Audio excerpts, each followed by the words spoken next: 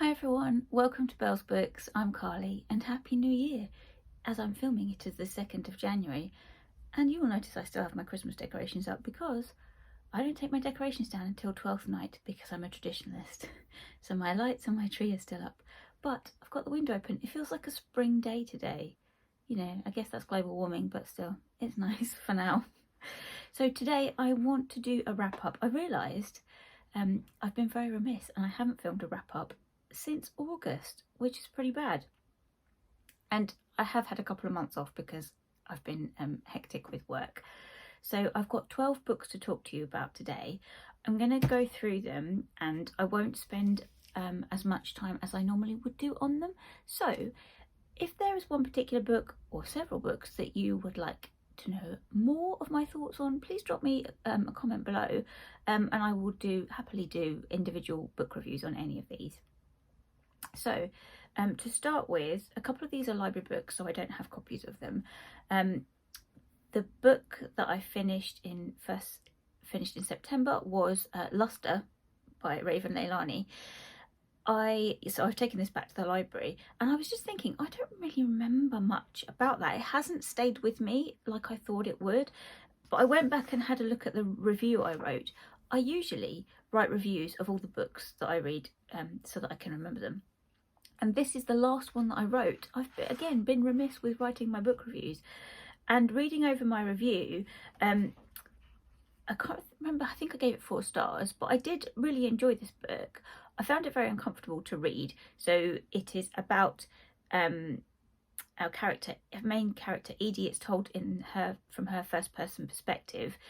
And I immediately drew parallels with Queenie by Candice Carty-Williams because it was the same setup of 20-something black female in a low-paying job they don't enjoy and navigating disastrous relationships and sexual encounters. Both have difficulties with their mental health, but the thing that I wrote in my review was this felt more, there was humour in there a little bit, but it felt a lot darker, and the writing for me felt more sophisticated. It was sharper. The protagonist was very self-aware and introspective, so she knew what was going on with her. She wasn't avoiding her issues, kind of. So we follow Edie as she loses her job. I think she's working in publishing because she has slept with some of her colleagues, and that somehow means she loses her job. She therefore has no money for rent, so she gets kicked out of her place that she's living in and has a relationship with this white dude called Eric. Is it Eric? Yeah, he's a middle-aged white man who's in an open marriage, and it's about the interaction between Edie and Eric, and she gets asked to move into his family home by his wife, which is really weird, and it's about that interaction and the fallout from that living arrangement. There were some really insightful parts of this book. Obviously it's a social commentary on austerity and the challenges young people face with both paying for housing and finding their way in the world in terms of jobs and careers and that. So Edie is an artist, she's a painter, and you follow her journey back to her creativity as she's navigating some very difficult stuff that she's struggling with internally as well. And she's also helping Eric's adoptive daughter, who is also a young black girl, again navigate the world. So she teaches her how to do her hair properly, and about the reality of having to deal with police brutality as a black person in a white dominated society. So I found it really insightful read. Again, it was quite dark. There were some really uncomfortable moments with the relationship between Edie and Eric that was very he was very dominant to her, and I found that really uncomfortable to read, and there were lots of throat grabbing episodes. Not nice. But overall I really enjoyed that book. I thought it was very well written, and I will definitely look out for anything else that she writes. Already I've spent too long talking about one book. The next book I finished, which I am ashamed to say I started the previous year for Victober, is Shirley by Charlotte Bronte. This was the group read for Victober in 2020, but I never finished it. And I was like so close to the end that I just thought, I want to finish it. It wasn't my favourite Bronte. I love the Brontes generally. And I had not read this before. I just found it too slow going. It's quite a big book. It's like 500 odd pages. Just felt like a bit like wading through treacle. So we follow, we follow the figure of Caroline and her relationship with Shirley. And it's about their friendship, and it's about them like being in love with people that they can't express that love. So it just kind of felt a little bit, get on with it already. So this is a historical novel from Bronte. It's set at the time of social unrest, when economic hardships were happening around like the riots in the woolen mills in Yorkshire. So around the Napoleonic Wars. And I did find that kind of historical aspect quite interesting because I knew nothing about it. So one of our main characters, Robert, owns a mill, and he's trying to bring in like new modern equipment that will save time and labour. And obviously the people that work in that mill are not happy about that because it means they're going to lose their jobs. So there's riots, he gets injured, all of that. And it's just about these people and this rural community and the economic hardships they suffer and the loves of these two women and the friendship between them. The friendship was really nice. Yeah, but I did enjoy it when I was reading it. It was just that last slog to get through it. So I don't think I'll be rereading this one. It's not a favourite, but in general, I'm a big fan of the Brontes.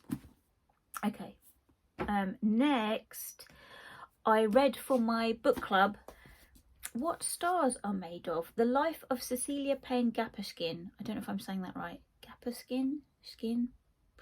It is written by Donovan Moore. It's a biography of the woman who discovered what stars are made of.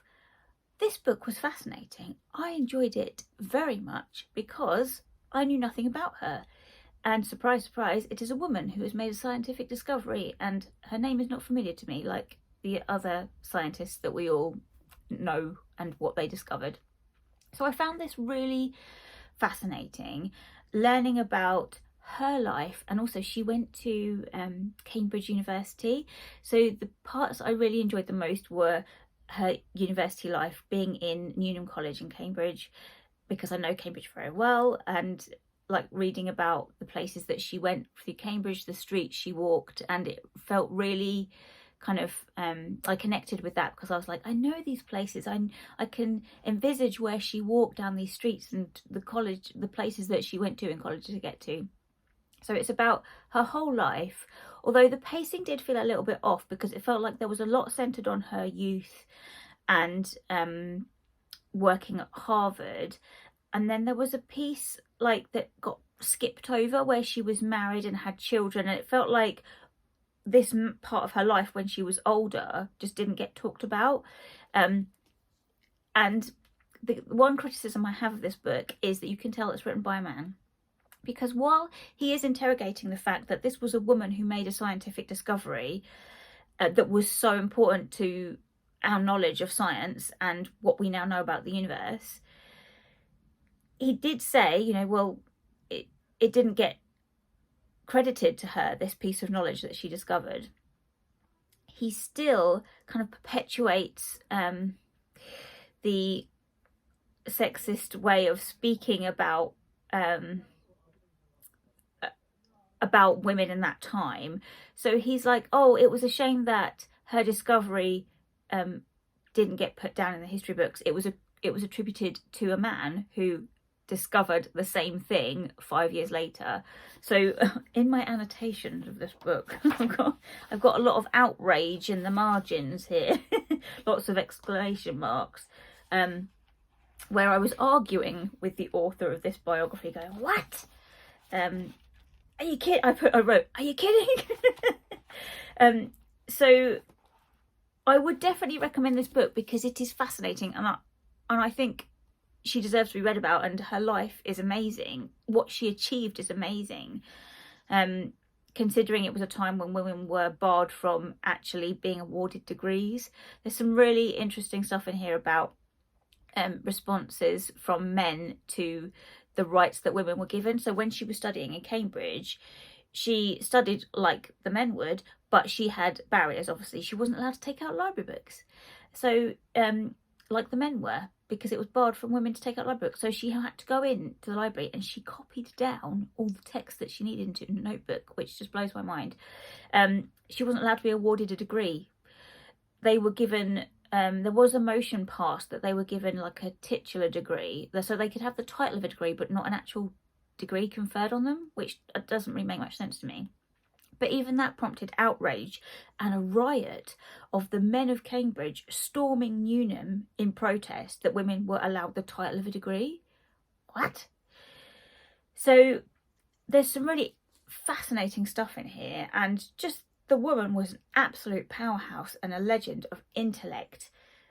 And I would urge you to read this, but with the caveat that you probably will get angry with Donovan more at some point. I would like to see a biography of her written by a woman. If that's a thing, let me know, because I don't know. Still talking for too long, Carly. Okay, move on. Then I read Frankenstein by Mary Shelley because I had to teach it for one of the modules that I'm teaching at Birkbeck. You know what this is about. It's a very famous book. It is about Victor Frankenstein and a creature that he creates and the fallout from that. It was a really great experience to read this book. I've seen many adaptations, different film versions of Frankenstein, as I'm sure lots of people have, but it was really great to get back to the text, read the text. Her writing is beautiful. There's some really just exquisite sentences in here. And we had a very good discussion in my seminar group about all of the themes that came out from Frankenstein, because we were looking at it in terms of a module that interrogates self and other. So the othering of the monster, what it means to be human, the connection between humans and the natural world, Shelley's critique of the male literary canon and science and all of that jazz. It was lovely. I enjoyed it very much. I'm very pleased I finally read it. Then, another one I don't have that I've taken back to the library. I will insert a picture here. I read A Curse So Dark and Lonely by Brigid Kemmerer, a YA retelling of Beauty and the Beast, which I enjoyed so much. I love a bit of YA fantasy to kind of just give me something really chill and easy to read, and I don't have to think about it too much. I'm here for the plot. It's all about the story. And I really enjoyed this book. It was so fun. Oh, hello, Katie. Katie has just come in. Bear with. We shall have a Katie interruption. Would you like to come and say hello? Yes, she would. Hello, humans of BookTube.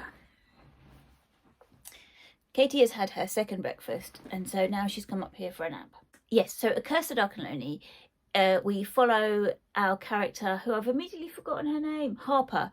Her name is Harper, and it starts off in like modern day Washington DC, and she is an impoverished girl who her brother is turning to crime to get money that they owe people because of her dad or something. So it kind of starts off modern day, and then she gets kidnapped by the character of Grey and taken to the fantasy land that this book is set in. And so she meets the Prince Wren, who is the beast character. He's been cursed by Lilith. Oh, now she wants to get down. Go on then. Who is an enchantress, and he is cursed to turn into a beast every season, I think, if he doesn't make a girl fall in love with him. So that's the Beauty and the Beast trope. So we follow Harper and her like quest to get home, and she's like I love her. She's like got so much energy, and I have to get back to my brother and my mum. Her mum is dying of cancer. And she's stuck in this fantasy land, but she still climbs out of the willow window and gets down the trellis and steals a horse. Is fantastic. But also, the thing I really liked about this book is that Harper has cerebral palsy, and her condition is talked about in the book, as in some things are more challenging for her. The way that she walks is described, because she struggles to walk. I think it's represented as she walks with a limp, and everyone underestimates what she can achieve because of her disability, effectively. But she just goes on to like prove that no, I can do everything that you don't expect me to do. And I really like that representation. I thought it was great. But it didn't define her. It was just like something that she lived with, and she just got on with it. And it was just such a fun book. It was everything I wanted from a YA fantasy. It kept me turning the pages. I loved the fantasy world. The world building was great. I loved all the characters. It was just perfect. I enjoyed it very much. So much so that I am going to read the whole series. I've just got the second book out of the library. And so I'm going to be reading that in January as a nice kind of, aside to all the heavy serious stuff that I'm going to be reading.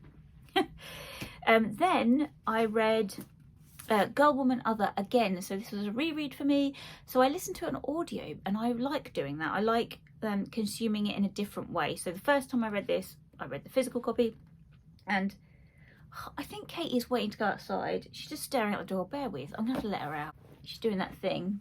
I want to go out, but I'm not going to move. So I listened to an audio. It was really great. I loved being with these characters again. This was like my favourite fiction of whenever I read it, 2019 when it came out. So it was great to be back with these characters and hear their stories. And on audio, it was a real great kind of reading experience. Yeah, 2019. So I just loved it. I still loved it just as much. And again, we had a very nice discussion in my seminar about it. I don't really have much to say about this because I just love it. It's great. If you haven't read it, read it. Then I read The Manningtree Witches by A.K. Blakemore. Again, this was for my book club. It was my choice because I'd seen lots of people talking about it.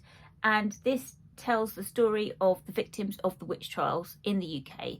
So it is set, I want to say, in Essex, but I don't know if that's right.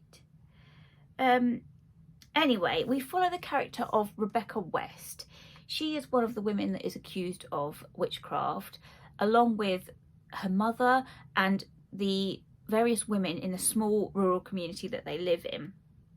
So we're following Rebecca. It's in first person perspective from her perspective, and also there are alternate chapters where it goes into third person, and we get kind of the voice of Matthew Hopkins, who's the Witchfinder General.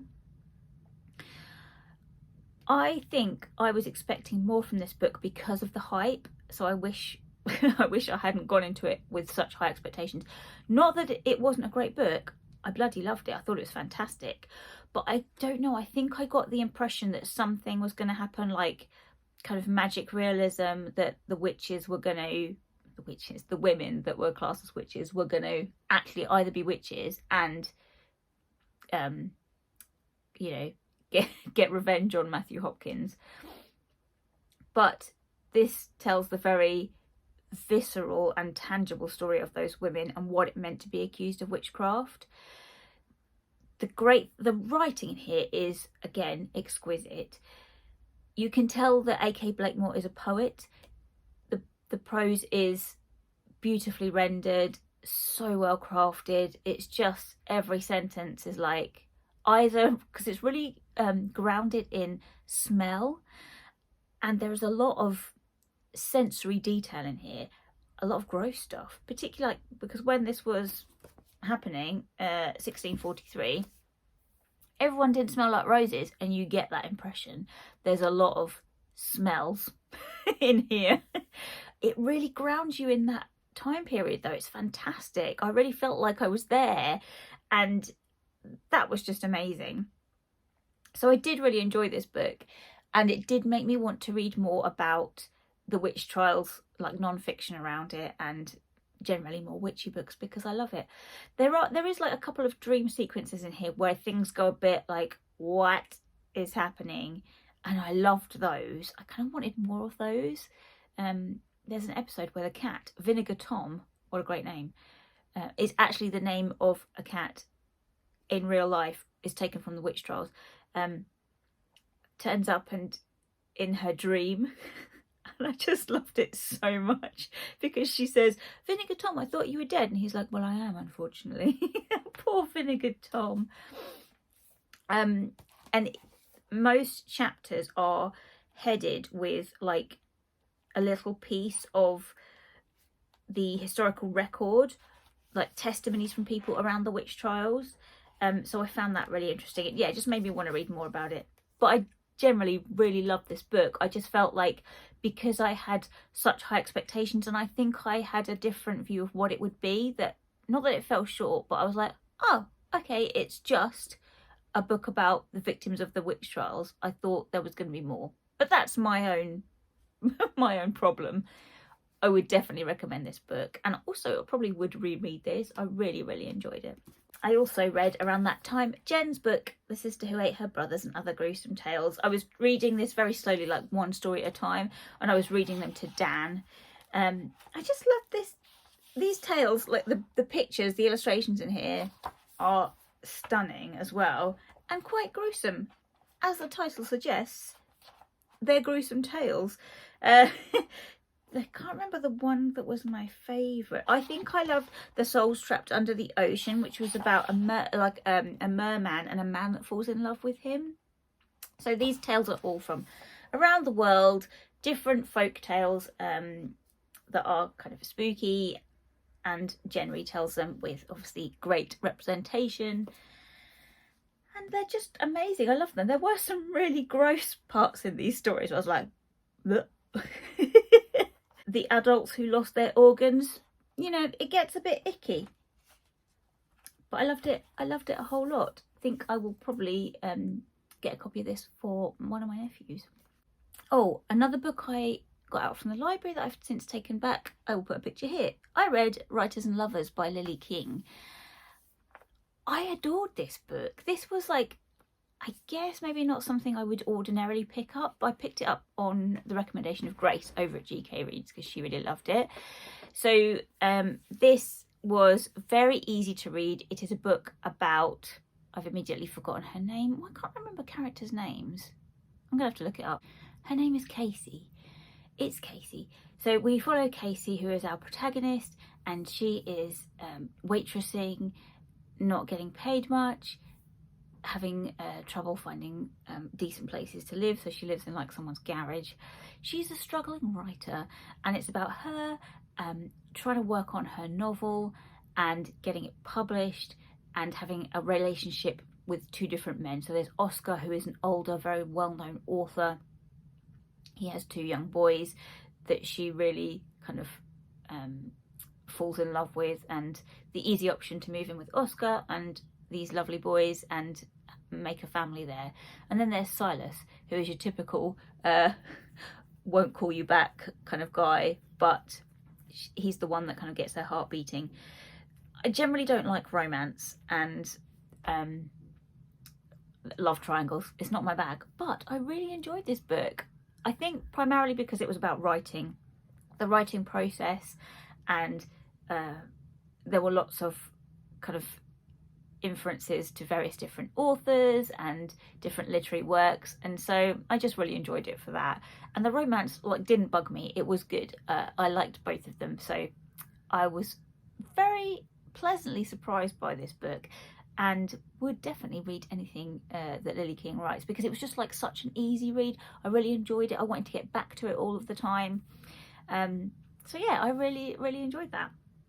Okay, then we are coming into Christmas time, and I read The Haunting Season, which is a short story collection by quite a few famous authors. So this is Ghostly Tales for Long Winter Nights. Now, this collection, I think, must have been that whoever put it together, I don't know, it's published by Sphere? I don't know, I've not heard of that publisher. went out to these authors and said, hey, do you want to write a ghost story for this collection? We've got Bridget Collins, Laura Purcell, Elizabeth McNeil, Imogen Hermes Gower, Jess Kidd, Natasha Pulley, Kieran Millward Hargrave and Andrew Michael Hurley. I've heard of all of them apart from Andrew Michael Hurley. Now, the stories in here, this fell short for me. I had high expectations because I love a ghost story. I love most of these authors. I don't know, I just felt like it was rushed. There were some, it felt like silly mistakes in here. It felt like it could have done with a proper edit. Just things like the repetition of the same word in a sentence. I'm like, come on, that's basic stuff. Why didn't that get pulled off? Yeah, anyway, and I'm trying to think of the ones that stood out for me. The Bridget Collins story was like really forgettable, which was a study in black and white about a haunted house. And I love a haunted house story. Just was like, nah. Imogen Hermes Gower, I can't remember what that was about. Thwaites Tennant. The Eel Singers by Natasha Pulley, I did really enjoy. Again, that was like something weird going on in this marshland, this house that these characters go and stay in. But these are characters from her other novels that I haven't read. So I think Katie said this as well. Katie from Books and Things says, if you've read The Watchmaker of Filigree Street, you'll know these characters and it'll make sense. But otherwise it might be a spoiler. I read it anyway. And I do plan to read The Watchmaker of Filigree Street. So whether I've spoiled it for myself, I don't know. But that one I really enjoyed. It just felt kind of more weird than ghostly, which I'm here for. Jess Kidd, again, I love Jess Kidd's writing. I've read Things in Jars, and that kind of, this story, Lily Wilt, was about a ghost. And I just really enjoyed it. It was fun. It was super fun. The one that I really enjoyed, though, surprisingly, was by the author that I'd not heard of. So The Hanging of the Greens by Andrew Michael Hurley. I've not read anything by him. If you have, and you would recommend, please drop it in the comments below. I really enjoyed that story. It was like about this drug addict that was seeking help from a priest, and the priest goes to apologise to this couple that had looked after this drug addict, or maybe he suffered from alcoholism, but it was all like a series of flashbacks, but he was there in the moment as it was happening, and you're watching it unfold, and I found it so like incredibly moving. It was really good. I really enjoyed that story. And Confinement by Kieran Millward Hargrave was basically a riff on the yellow wallpaper. I love anything she writes, so that was really good as well. I did enjoy that. And Monster by Elizabeth McNeil, it was fine. Yeah, they were okay. It just didn't knock my socks off like I thought it was. It's like I thought it would, and I'm sad about that. Then I read no, that's that one. Then I read Something Out of Place, Women in Disgust by Eimear McBride. This is a very short essay, and it was commissioned by the Wellcome Trust. So she says at the outset that this is not an academic essay, and it's not. This is like Eimear McBride's musings on women being equated with disgust in today's society. So she looks at various different aspects of what that means, like the way that we equate women's bodies with a pound of flesh or meat. She looks at, like, in relation to that, the pornography industry, and the way that women are written about in the media and all of that kind of jazz. There's nothing groundbreaking in here. It's not new information. If you're reading this as a woman and a feminist, you'll be like, yeah, I know all this. So, like I say, it's just her musings, and she's bringing all of these things together. I feel like it would be a really good introduction to feminism for someone that is maybe resistant to it, particularly as it's like very anti-capitalist. So I feel like I want to give this to my mum. Whether she'd read it or not, I don't know, but because it's not academic, it's very easy to read. And I feel like it would just be helpful for people like my mum's age, boomers, that completely deny the influence of capitalism on the perpetuation of sexism and misogyny in contemporary society. So yeah, like I say, it's not groundbreaking. You would know all this stuff anyway. The problems I have with it are that she doesn't leave any space. This is very kind of essentialism. It's about women's bodies in terms of cis women. There is no room in here for the trans experience, which is quite a gap. So you know, I guess she's just speaking about what she knows about, but it's like it's not even referenced. So yeah, I don't know. It was okay. I picked it up because I thought I might be using it for my research, because I'm writing about Eimear McBride in my research, and I probably will reference it. Then the last book I have to talk to you about, nearly there, is this short story collection, Tools for Surviving a Storm by Nadia Henderson. This is published by Dear Damsels. I know Nadia, disclaimer, I met her through a creative writing course that we both did, that was run by Kerry Ryan over at Write Like a Girl. I'll drop the link to the website down below. I would highly recommend their courses. This short story collection was another chef's kiss. Beautiful. This I just loved it so much. Nadia writes so perfectly. Her prose is so well chosen. It's just like you can see that they're so well crafted. These are various stories about our connection with the natural world and climate change, and some of them are a little bit magic realism, which I very much enjoyed. My favourite stories out of this collection were Mushroom Picking for Strangers, which I talked a little bit about in my vlog. I don't think I've posted that vlog yet. I'll post that vlog, then you can see it there. And Monsters, which is about wild swimming, and I really love that because it's about a mother and a daughter who go wild swimming in what sounds like the Hampstead Ladies Pond or something like that, and the daughter sees a creature that lives in the pond, and I really thought that was great because I loved like the hint of something a bit weird, something a bit ethereal, and it's, you know, talking about like the connection that you get with the landscape when you swim in a wild space like that, which I very much appreciated because that's what I was doing in the summer, swimming in the local lakes near me. So I just love this collection so much. Every one of these stories, like there wasn't, I don't think, you know, when you get a collection of short stories, there's always like a dud where you're like, nah. I just didn't get that. I loved them so much. There was always something interesting. They were so different, but the themes of the natural world is all pulling them all together. There was just so much in here that I loved. Please go read it. Please go read it. It's fantastic. I loved her writing. It's so sharp. Also reminded me a little bit of Ali Smith. Kieran, if you're watching this, don't let that put you off, because Nadia obviously is the most amazing writer, and it was just like that hint of